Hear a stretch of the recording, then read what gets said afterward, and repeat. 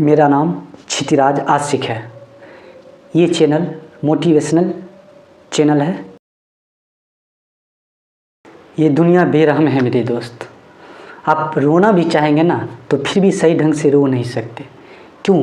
क्योंकि आपके रोने से आपके सामने वाला को ये पता चल जाएगा कि ये इंसान कमज़ोर है और हर तरफ से सोसाइटी के हर इंसान आपका फ़ायदा उठाने के बारे में सोचेंगे।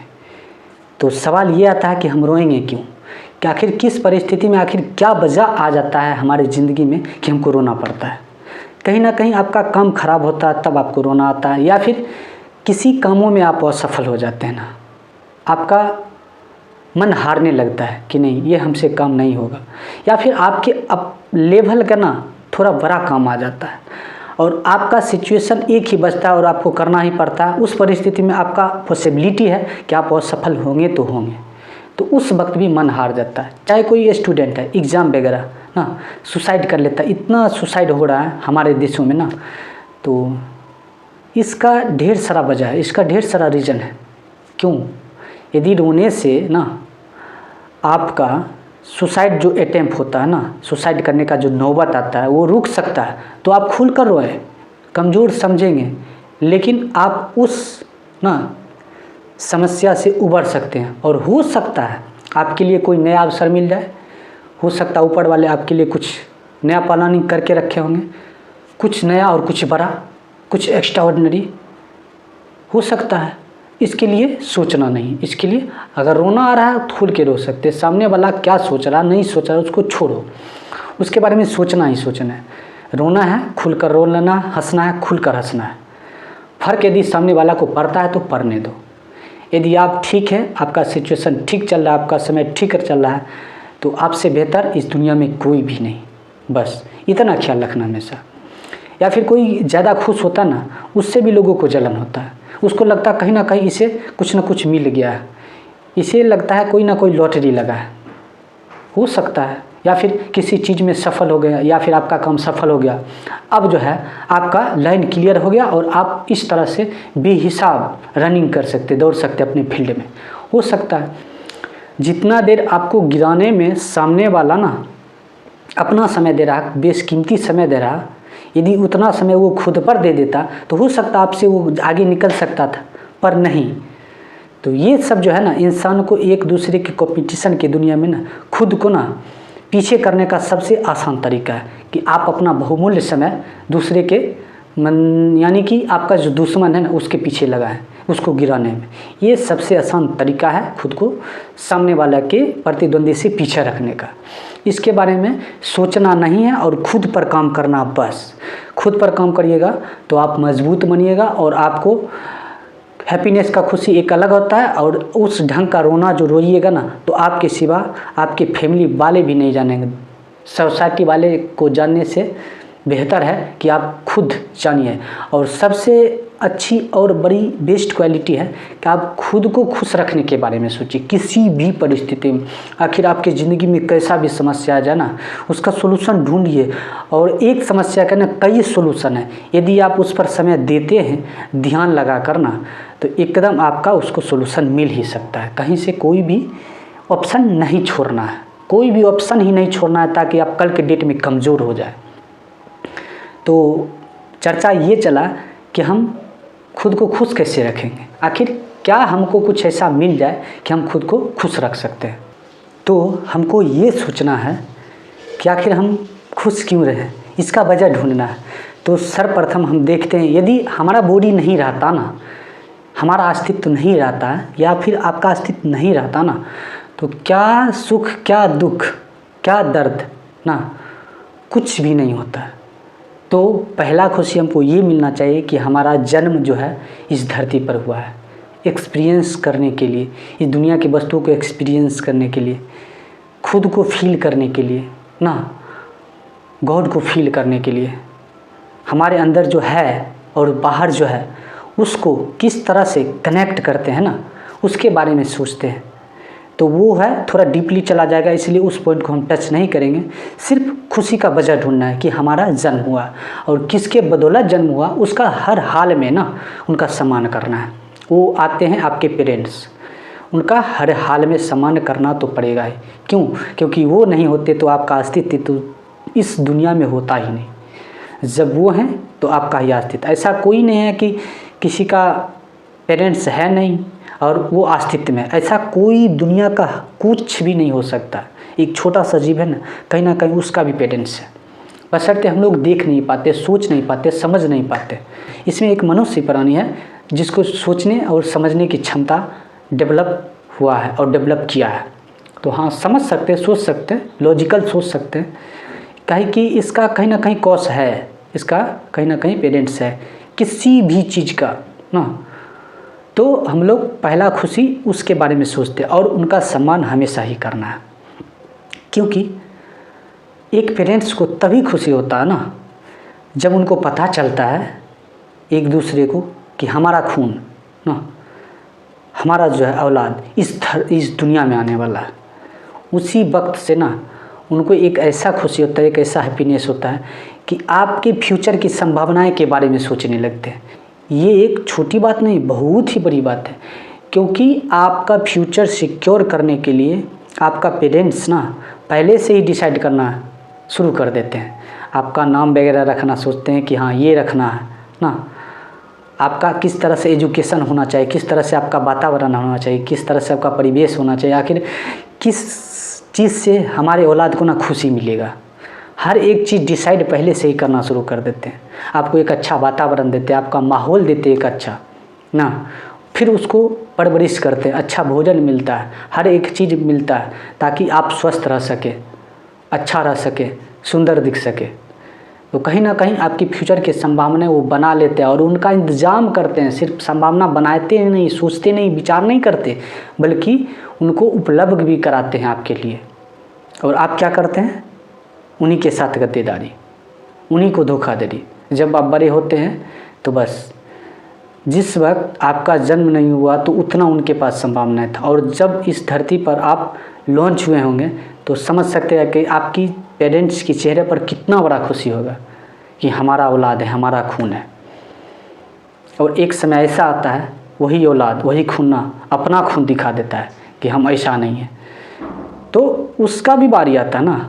जब वो भी एक समय में पेरेंट्स बनेंगे तो उसके साथ भी वैसा होगा।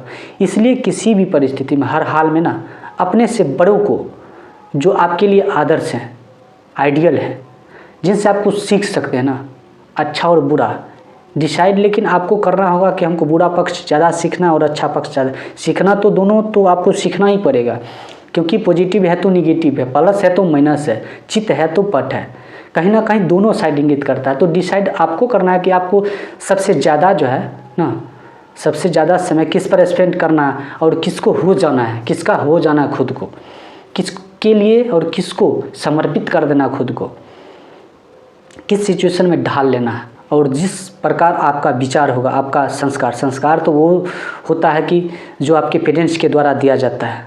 जिस प्रकार से वो अपना आपके दादाजी दादी जी के साथ करते हैं, उसी प्रकार से आपके साथ भी, उनके साथ भी आप वैसा ही कीजिएगा।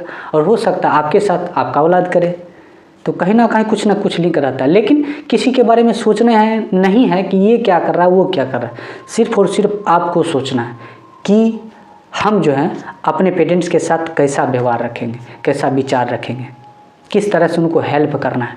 क्यों? क्योंकि उनके बदौलत ही आज हम इस धरती पर हैं, हमारा अस्तित्व है। इसलिए इस बातों को ना एक खुशी में व्यक्त करने के लिए आपको पेरेंट्स का सम्मान करना पड़ेगा। और पेरेंट्स का सबसे खुशी ज़्यादा तब होता है कि जब उसका जो औलाद होता है ना, उसका संतान जो है ना सक्सेसफुल हो जाता है, कुछ करता है खुद के लिए, अपना पेरेंट्स के लिए, उनके लिए जो उनके बारे में एक अच्छा फ्यूचर सोच रखे थे। जब उनको हेल्प करता है, उनके साथ थोड़ा समय स्पेंड करता है बेवजह, उनके बदला में उनको कुछ चाहिए नहीं। क्योंकि पेरेंट्स जानते हैं ना कि ये हमारे पास, जब वो जवान होता है, जब वो किशोरावस्था से अपर आता है ना, उनको पता चलता है कि ये हमारे पास समय इसलिए दे रहा है कि इनको कुछ ना कुछ चाहिए। तो आप जब स्पेंड कीजिएगा समय उनके साथ ना, तो उनको बोलिएगा, क्योंकि उनको सवाल रहता है कि उसको कुछ चाहिए इसलिए हमारे पास आया। उनको उनके पास बेवजह बैठो, उनसे बात करो ना, उनका सेवा करो, तो आपको बहुत ही खुशी मिलेगा।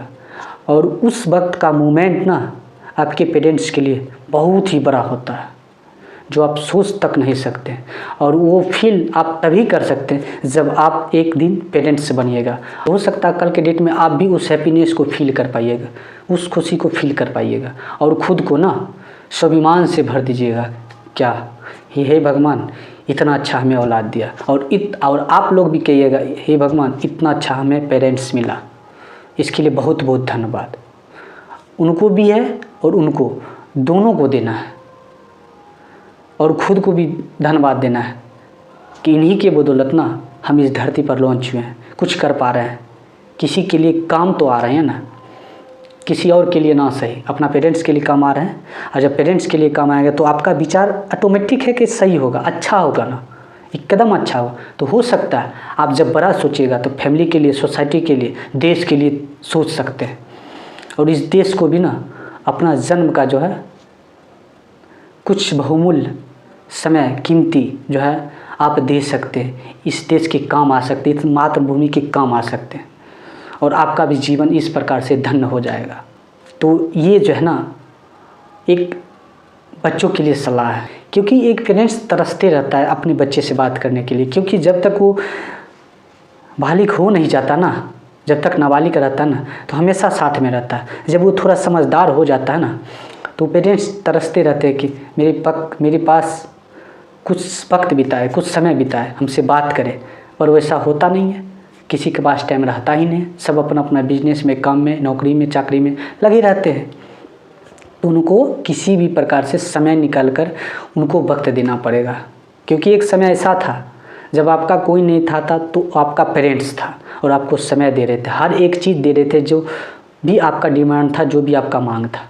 तो आपका भी फर्ज बनता है, आपका भी उत्तरदायित्व बनता है, आपका कर्तव्य बनता है, और आपका धर्म बनता है कि आप भी उनका बेहिचक, बेवजह, बिना स्वार्थ के ना उनको खुशी दे सकते हैं। कैसे? तो उनको जिस चीज़ की कमी महसूस होता है ना, वो चीज़ आप उसे दे सकते हैं। क्या चाहिए पेरेंट्स को? 2 वक्त का रोटी और आपका साथ, अच्छा बैठ के एक दूसरे से बातचीत करना। उनको रुपया नहीं चाहिए, उनको बस 2 वक्त का खाना चाहिए, 2 वक्त का रोटी चाहिए, और आपके खुशी में उनका खुशी होता है। इस बात को आपको ही समझना पड़ेगा, और कोई नहीं समझेगा। आप ये मत सोचिए कि कोई और करेगा तो उसको देखेंगे तब हमें ऐसा होगा। दुनिया भाड़ में जाए, छोड़िए कौन क्या कर रहा नहीं कर रहा, सिर्फ आप ध्यान दीजिए खुद पर और अपने पेरेंट्स पर, तभी आपका जीवन धन्य हो सकता है। एक पेरेंट्स के लिए ना, उनके लिए एक औलाद ही होना काफ़ी है। कुछ एक्स्ट्रा ऑर्डिनरी होने के लिए ना औलाद नहीं बल्कि फौलाद होना चाहिए। कुछ इस तरह का भी पेरेंट अपना मेंटलिटी रखते हैं, मानसिकता रखते हैं, तो उसके लिए सोचना नहीं। बस इतना सोचिए, आपके जीवन के लिए सबसे बड़ा गिफ्ट यदि कुछ है तो ऊपर वाला के द्वारा दिया गया आपका पेरेंट्स है। उनसे बड़ा उपहार आपके जीवन का कुछ हो ही नहीं सकता। इसीलिए हर हाल में उनका सम्मान करना सीखिए ना। उनको आप गौरवान्वित महसूस करवा सकते हैं उनके प्रति, कि आप गर्व से बोल सकते हैं कि ये मेरे पेरेंट्स हैं, और वो भी बोलेंगे ये मेरा संतान है, ये मेरा औलाद है। कुछ इस तरह से होना चाहिए, और तब का ना संबंध जो है ना अटूट हो जाएगा, वो कभी टूटने वाला नहीं होगा। और कुछ इस तरह से कर पाइएगा ना, तभी आपका जीवन धन होगा, और आपका नाम होगा, पहचान होगा, और हर एक चीज़ महसूस कर पाइएगा और हासिल भी हो जाएगा। ये चैनल मोटिवेशनल चैनल है, जो आप लोगों के ज़िंदगी में बहुत ही बेहतरीन ढंग से काम आने वाला है, क्योंकि हम आने वाले समय में ना अपना 100% देने के लिए हमेशा तत्पर रहते हैं, और रहेंगे ही रहेंगे, चाहे इसके लिए हमें कुछ भी करना पड़े।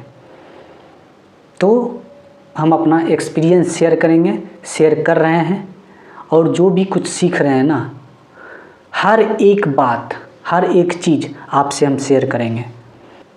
क्योंकि बदलाव यदि दुनिया में लाना है ना, तो पहले खुद में बदलाव लाना पड़ेगा। इसलिए हम अपना हर एक मोमेंट से सीख रहे हैं, जो आपके साथ शेयर कर रहे हैं, ताकि हमें तो काम आया ही आया, हो सकता आपको भी काम आए।